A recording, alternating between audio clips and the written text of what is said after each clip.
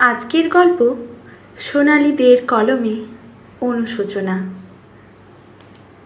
গল্পটি পুরো শোনার অনুরোধ রইল।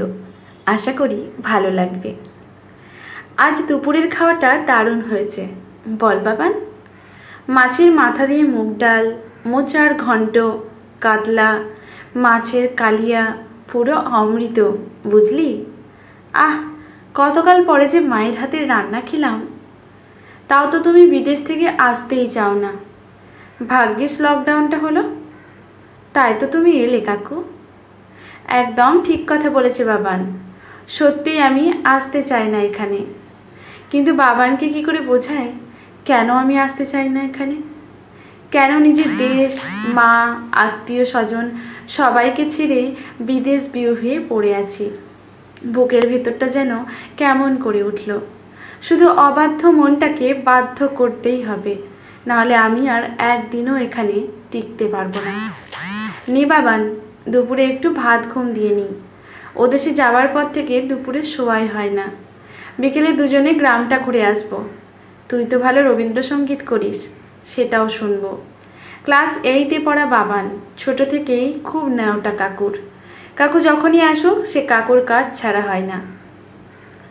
বিকেলে কাকা ভাইপো মিলে বেরিয়ে পড়লাম। চৈত্রের শেষ, তবে গরমটা এখনও সেরকম পড়েনি। বিকেলের ফুরফুরে হাওয়াটা মনটাও বেশ ফুরফুরে হয়ে গেল। তার উপরে গ্রামের শুদ্ধ বাতাসে প্রাণ ভরে নিঃশ্বাস নিলাম। কতকাল পরে আবার নিজের গ্রামকে দেখছি। সেই স্কুলে যাওয়া মেঠো পথ, সেই ফুলপুকুর, সেই বেলগাছ সব একই আছে। শুধু টালির ছাউনি দেওয়া মাটির প্রাইমারি স্কুলটা পাকা হয়ে গেছে। কিছু নতুন বাড়ি তৈরি হয়েছে রাস্তার ধারে। বাবানকে বললাম, আয় এই বটগাছের নিচে একটু বসি।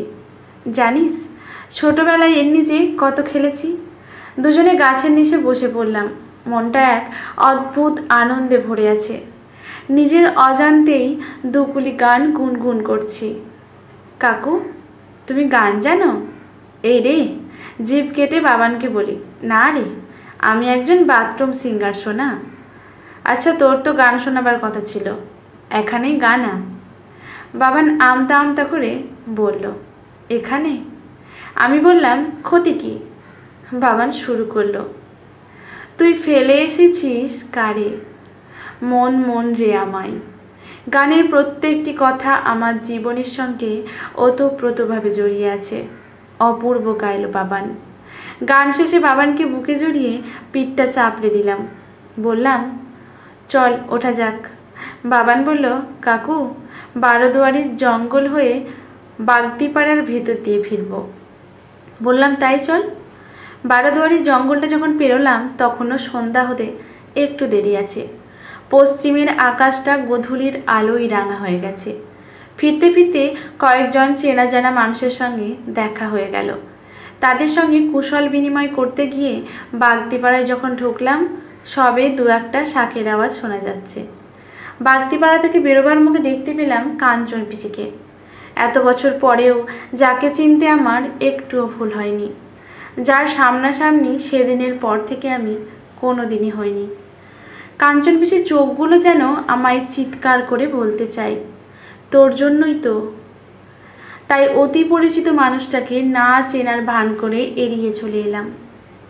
সবে আকাশে একটা দুটো করে তারা ফুটেছে। সামনেই পড়ল ছোট দিঘি, যার কাজল কালো জল আজও একই আছে। তার ঠান্ডা হাওয়া সারা শরীর শীতল করে দিল। কিন্তু এই দিঘি যে আমার জীবনের সব ওলট পালট করে দিয়েছিল। যে স্মৃতিকে ভুলতে সেই কোন ছোটবেলায় গ্রাম ছেড়ে হোস্টেলে চলে গিয়েছিলাম পড়াশোনা করতে, চাকরি নিয়ে চলে গেছি বিদেশে।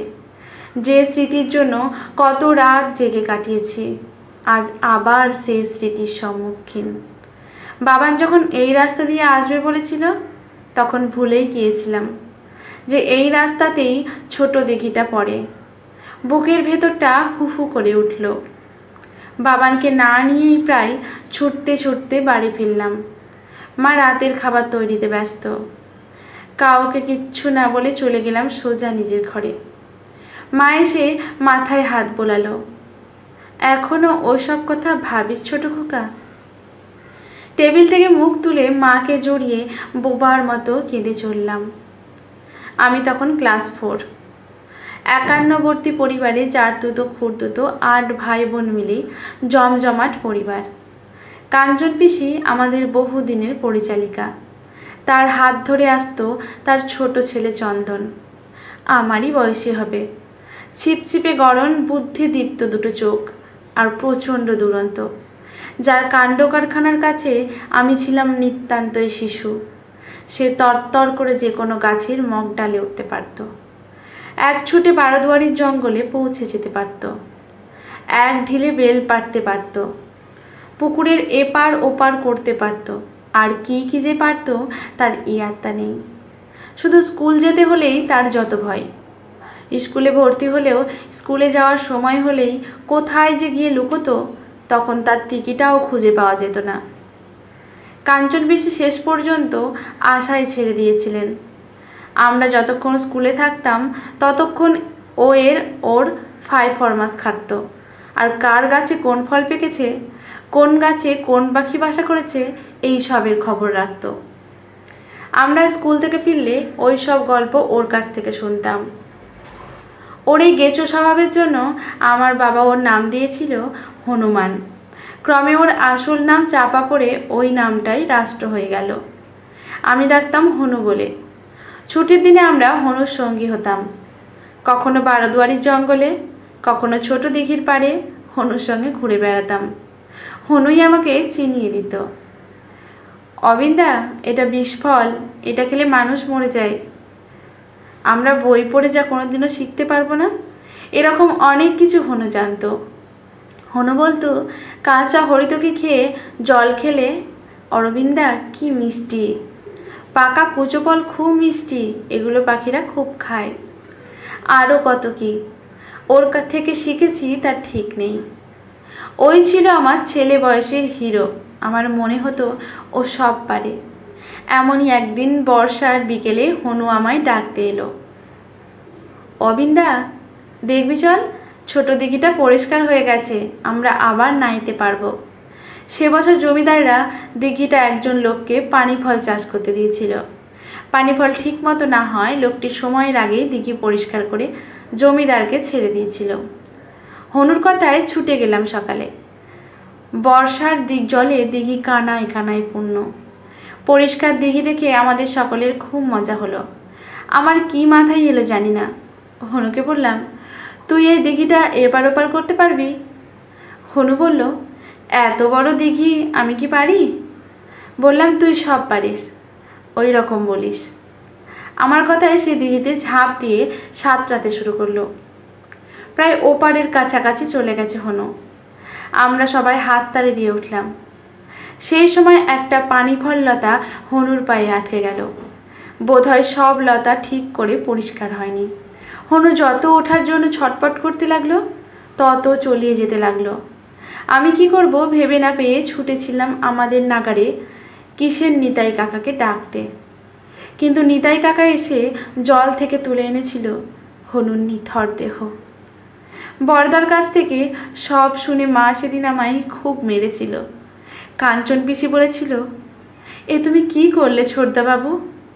সেদিন থেকে আমার মনে হতে লাগলো, আমি যদি হনুকে দিঘিটা এপার ওপার করতে না বলতাম, তাহলে হনু আমাদের মধ্যেই থাকতো।